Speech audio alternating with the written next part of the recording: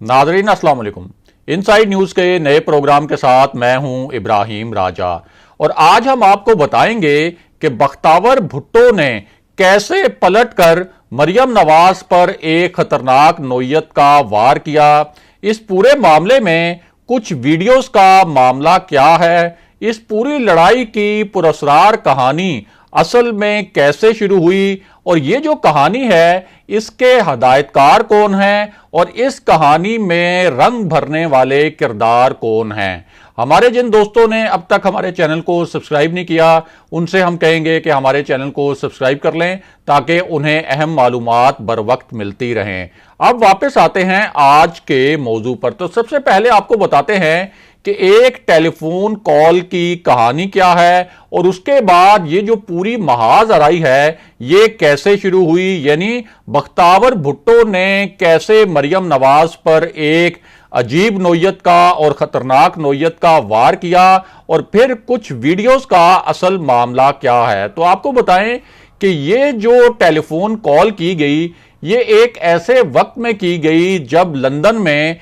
एक दिलचस्प scene create हुआ और एक बड़ी ही दिलचस्प सूरत हाल पैदा हुई। और ये जो सूरत हाल थी ये उस वक्त पैदा हुई जब आसिफ अली जरदारी ने मियां नवाज शरीफ को ये कहा था कि हम आपके साथ पार्लियामेंट से इस्तीफे देने के लिए भी तैयार हैं, हम इस्लामाबाद के बजाय रावलपिंडी की जानिब लॉन्ग मार्च के लिए भी तैयार हैं और हम GHQ के सामने जाकर आपकी क़यादत में धरना देने के लिए भी तैयार हैं, लेकिन हमारी शर्त यह है कि आप वापस आएं और यहां से एक जुलूस को लीड करें, काफलों को लीड करें और हम आपकी क़यादत में जाकर GHQ पर धरना भी देंगे और आपके हाथ में इस्तीफे थमाएंगे। अब इस पर लंदन में मियां नवाज शरीफ ने एक इस तरह का कमेंट किया, एक इस तरह का तबसरा किया जो पीपल्स पार्टी को बहुत नागवार गुजरा। और वो जो मियां नवाज शरीफ का तबसरा था वो कैमरों के सामने था और उस तबसरे में मियां नवाज शरीफ ने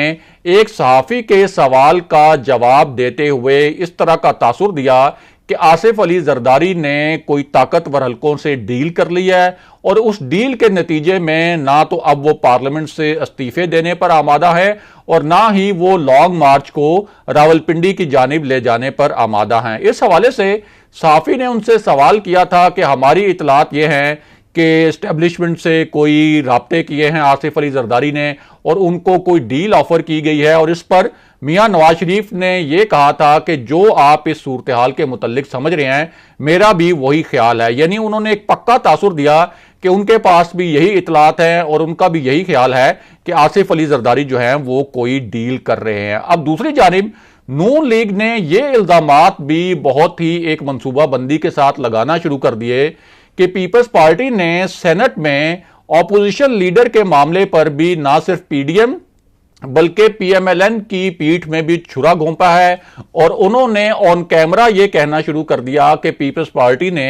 यह वादा किया था और यह कमिटमेंट की थी कि सेनेट में जो ऑपोजिशन लीडर होगा वो नून लीग का होगा। लेकिन अब पीपल्स पार्टी किसी डील की वजह से इस बात से भी मुकर रही है और अब पीपल्स पार्टी ने सेनेट में अपना ऑपोजिशन लीडर यानी शहरी रहमान को नामजद कर दिया है। दूसरी जानिब नून लीग ये चाहती है कि सेनेट में उसका ऑपोजिशन लीडर हो और नून लीग कहती है कि इसके मुतल्लिक पीपल्स पार्टी ने कमिटमेंट भी की थी, इसलिए वो अब आजम तारड़ को सेनेट में ऑपोजिशन का लीडर बनाना चाहते हैं। अब इसी पूरी सूरत हाल में एक टेलीफोन कॉल का किस्सा क्या है और ये जो टेलीफोन कॉल है ये इस वक्त पूरा जो पाकिस्तान का सियासी माहौल है खास तौर पर PDM की तहरीक की कामयाबी के लिए इंतहाई अहम नोयत की थी। और ये जो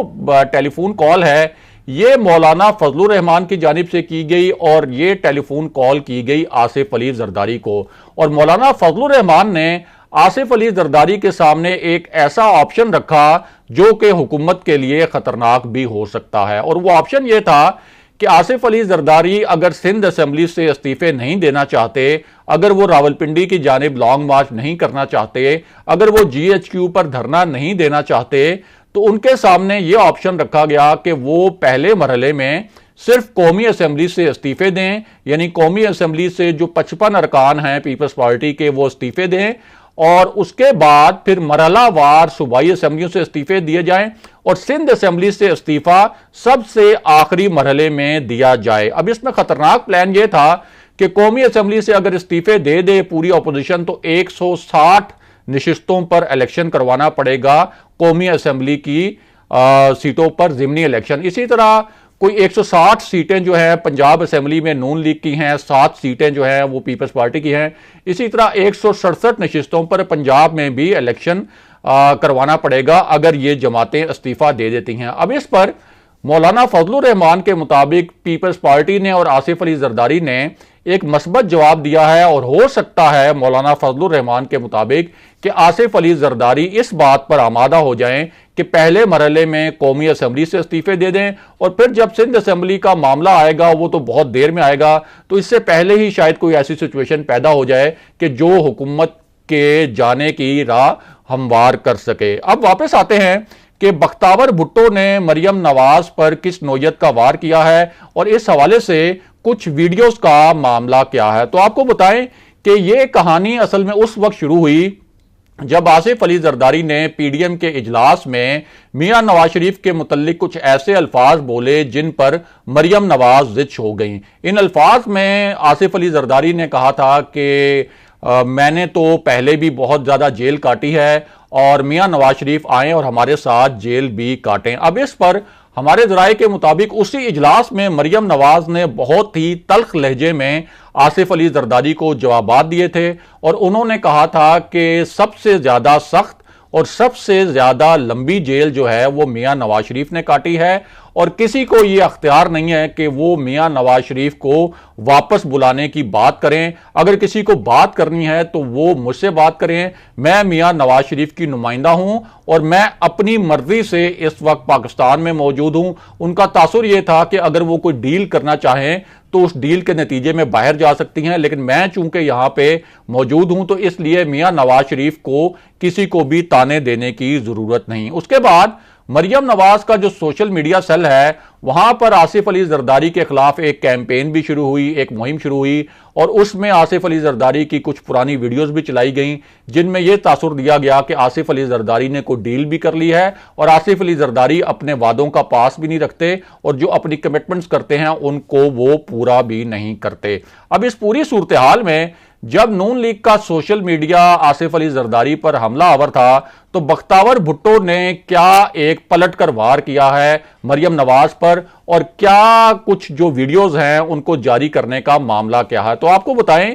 कि एक ऐसे वक्त में जब मरियम नवाज की जानिब से यह लग रहा था कि वो आसिफ अली जरदारी से बहुत ज्यादा नाराज हैं, तो इस मौके पर बख्तावर भुट्टो ने बड़ा ही एक मानीखेज और खतरनाक नोयत का ट्वीट किया जिसमें उन्होंने जो अल्फाज इस्तेमाल किए वो अल्फाज पहले आपको बताते हैं जिससे आपको पता चलेगा कि बख्तावर भुट्टो ने को ये आसिफ अली जरदारी वाला जो मामला है इस पर कितना गुस्सा है। तो बख्तावर भुट्टो ने कहा कि एक याद दहानी और उनका मुखातिब जो थी वो जाहिर है कि मरियम नवाज या मुस्लिम लीग नून के वो हलके थे जो कि आसिफ अली जरदारी के खिलाफ कैंपेन कर रहे हैं। उन्होंने कहा कि एक याद दहानी, मेरे वालिद जो एक साबिक सिविलियन सदर हैं उन्होंने किसी जुर्म साबित हुए बगैर 12 साल जेल काटी और इस बयान में उन्होंने 12 साल के जो अल्फाज हैं ये कैपिटल वर्ड्स में लिखे, यानी इनको बड़ा करके कैपिटल वर्ड्स में लिखा जिससे उनके गुस्से का इजहार भी होता है। उसके बाद